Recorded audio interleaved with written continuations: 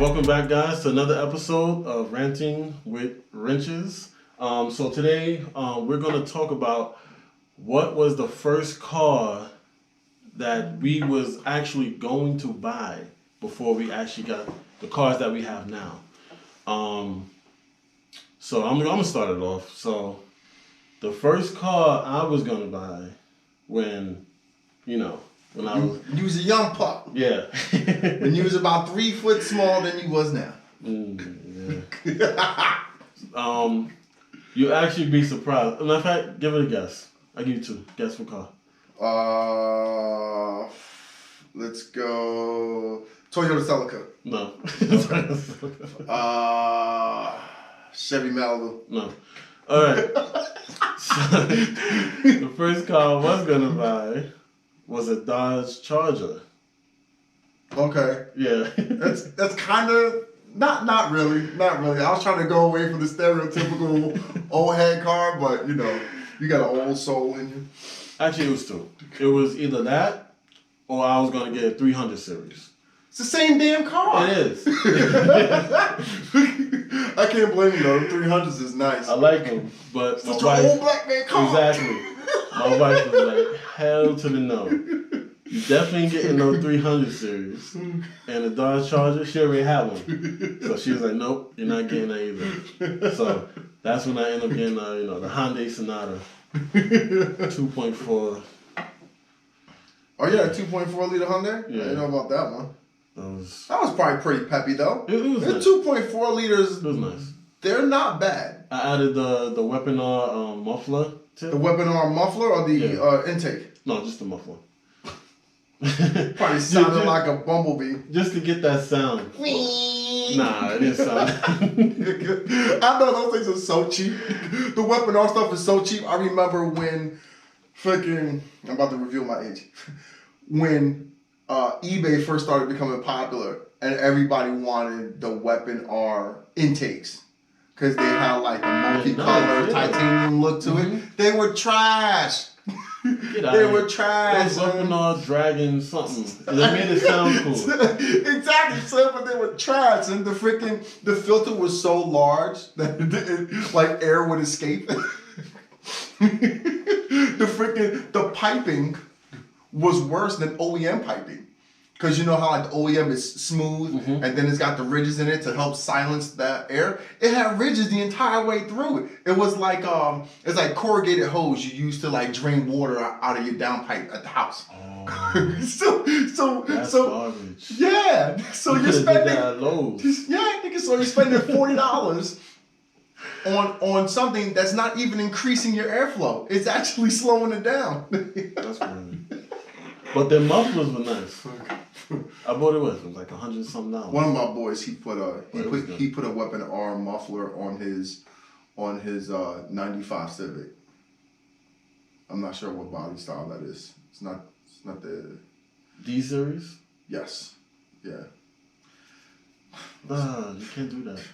It just sounded terrible. You can't do that. It don't matter what thing you get on the D series. It's not sounding good. No. You gotta go B series and up. But what is your first car? So, mine's is probably going to be a bit more surprising than most people think. One of the Cadillac DeVal. I actually did want one of those. It's a DeVille. I did want one of those. I did want one of those, but no, I didn't. That wasn't the first car I was looking to get. The first car I was looking to get was solely based off of a video game that I used to play. Really? No. No. I did want one of those too. I actually helped my boy reassemble his old Cutlass Supreme, but we ain't gonna get into that. I wanted an Acura RSX Type S. Okay. It was the first time that I really started looking into like import cars.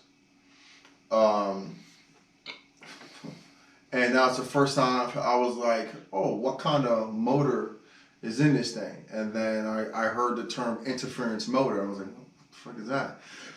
And then I kind of went down the rabbit hole and started looking at interference, non-interference, twin cam, single cam, overhead valve. Started really just getting into it. So, 6-speed transmissions versus 5-speed transmissions. It just set off like a whole, kind of week-long, no sleep, up all night, just cramming on the computer. My mom telling me to get off so she could get on the phone and shit like that. Give me the line. But Justin, that was the first car that I was legit made up my mind. I want that. Because, dude, on Need for Speed Underground, that shit was a savage. Had the 6-speed. It had probably one of the best gear ratios available. And then the more power you put to it, that shit was a bullet. It was shaped like a bullet. If you remember what it looked like, it literally swooped up, came down. It was like a triangle. Yeah. And freaking, you lower that rear end, you get it to squat. Now you've got like so much traction, so much grip. But you couldn't really go like above like 110 because then once that happened, that was truly a straight line car. It truly was a straight line car because it was so light, so light. I think I want to. Oh my god, I'm not even gonna guess how much it weighs, but I would need to look it up. But I know it was in like the 2,000 range, like 25 to 30. Maybe. Yeah, I want to say 25, maybe 28 with a full tank of gas. So fucking like it was super light, but I was like, I love this car. The first gen, not the facelift, like the first one that had like the cutouts in the bumpers were like with the cutouts for the headlights, where the headlights had like the little scoops underneath them. Oh. Not the second version where they flattened it out, tried to give it almost like an Evo front bumper, which I thought was stupid. But that's the one that I wanted. What color was that? Red? No, it was like I want to call it like a shimmery kind of black. It kind of had like I guess like a pearl black, and that one and I think like a silverish tone was like another one. Like it looked really, really freaking nice. A buddy of mine's that lived in the next development over, he had one, and I drove it on 380 going towards Scranton, and I once I got on the highway, I never got out of fifth gear.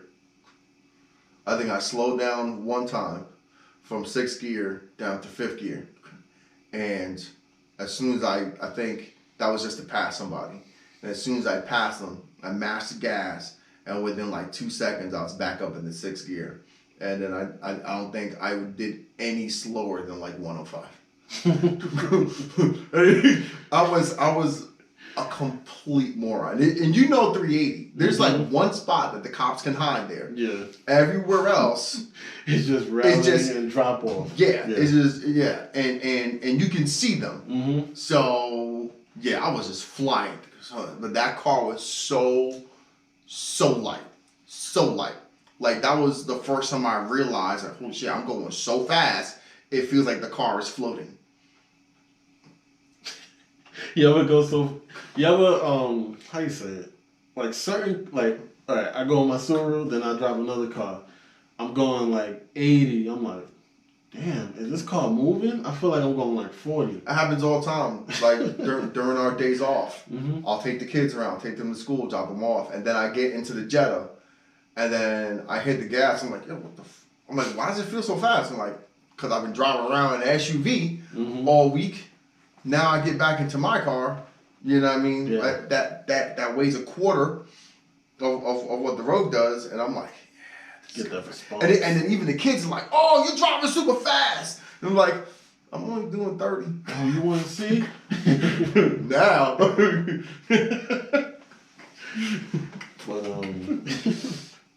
Yes, everybody asks. Everybody asks. And that's that was a car that I really, really wanted. I really wanted that car so bad. I actually was looking it up a couple weeks ago just to see how many of them are available. I'm like, it's kind of pointless to do that. I already got the Jetta, you know. Already got the power from the Jetta kind of built up. Mm-hmm. You know what I mean? So now it's just kind of fine tuning everything. But if somebody gave me one, I wouldn't say no. Donate. Donate! I mean, I could always start like a GoFundMe. Something like that. For the RSX Type S. You know, I'm not going to get into that. But, yeah, I'm not going to get into that. I'll move on to the next story. All right, guys, we're going to leave this one off here. It's a short one. So, like, comment, subscribe. Let us know what you think. Follow us on Facebook, Instagram. Let us know what was your first car that you was going to buy. It's always good information for us. What else? Any Suggestions on topics that you may want to hear about? You know, join the conversation. But as always, Wrench Daily.